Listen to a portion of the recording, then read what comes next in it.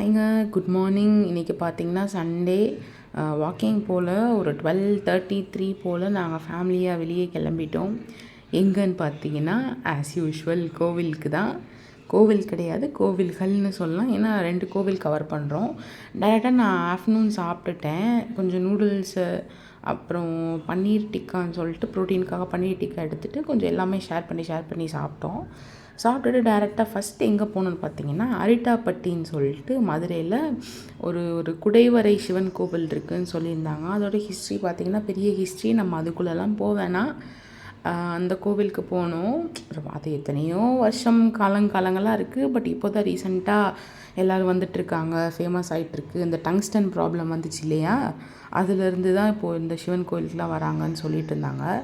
அது எப்படின்னா, இந்த டைலாக்ல சொல்லுவாங்கள்ல படத்துலலாம், பெரிய பெரிய காடு தாண்டி மலை தாண்டின்ற மாதிரி அந்த கோவிலுக்கு அப்படி தான் போகணும்.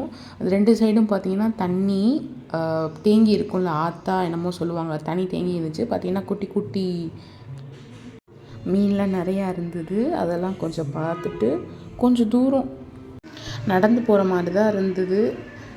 மலை மேலே தான், அங்கேருந்து ஏறி அங்கே இறங்கணும், இங்கேருந்து ஏறி அங்கிட்டு இறங்கணும், அந்த மாதிரி தான் போச்சு.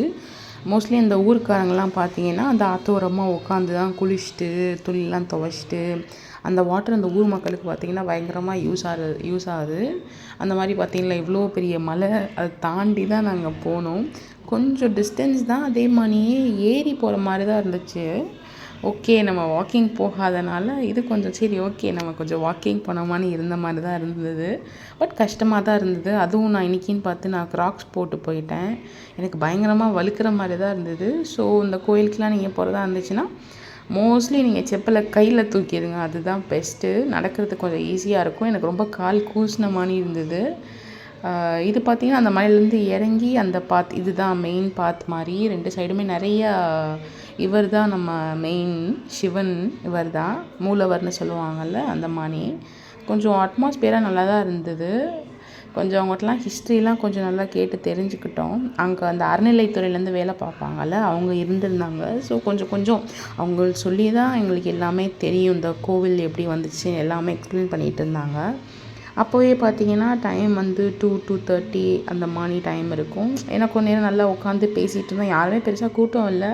அமாவாசை, பௌர்ணமி, அப்புறம் பிரதோஷம் அந்த மாதிரி தான் கூட்டம் வரும்னு சொல்லியிருந்தாங்க. அதுக்கப்புறம் இந்த பார்த்திங்கன்னா இந்த கியூட்டி பயங்கரமாக க்யூட்டாக இருந்தாங்க. கொஞ்சம் நேரம் கொஞ்சிட்டு அப்படியே டைரெக்டாக நாங்கள் அழகர் கோவில் போயிட்டோம். அழகர் கோவிலில் பார்த்துனிங்கன்னா நாங்கள் வச்சுருந்த குலோப் ஜாமுனை பிடுங்கிட்டார் இந்த குட்டி. சரி அப்படியே கொடுத்துட்டு டைரெக்டாக நாங்கள் ஃபஸ்ட்டு இந்த தீர்த்தம் ஆடுவாங்கள்ல, அங்கே போயிட்டு கொஞ்சம் தீர்த்தம்லாம் பிடிச்சிட்டு அங்கே ஒரு அம்மன் இருப்பாங்க, அவங்களையும் கும்பிட்டுட்டு கீழே இறங்கியாச்சு. பயங்கரமான குரங்குங்க, ஆஸ் யூஷுவல் சொல்ல வேணாம். அழகர் கோவில்னாலே சாமி ஸ்பெஷலோ இல்லையோ குரங்கு தான் ஸ்பெஷலு. அப்புறம் இவர் பார்த்திங்கன்னா யாரெல்லாம் போகிறாங்களோ வராங்களோ சாப்பிட்றாங்களோ அவங்ககிட்டலாம் பிடிங்கி குடிச்சிட்டு இருந்தார். அப்புறம் கீழே வந்துட்டு முருகன் பார்த்தாச்சு. முருகனையும் நல்லா தரிசனம் பண்ணிட்டு போகிற வழியிலையுமே ஃபுல்லாக குரங்கு அங்கிட்டும் இங்கிட்டும் போயிட்டு இருந்துச்சு. நல்லா நேச்சராகவும் இருந்தது. நல்லா என்ஜாய் பண்ணிட்டு கீழே கருப்புசாமி பார்க்க வந்துட்டோம். நல்லா இருந்தது. இப்போ ரீசெண்டாக தான் அந்த பெயிண்ட் அடித்து கும்பாபிஷேகம் பண்ணியிருந்தாங்க.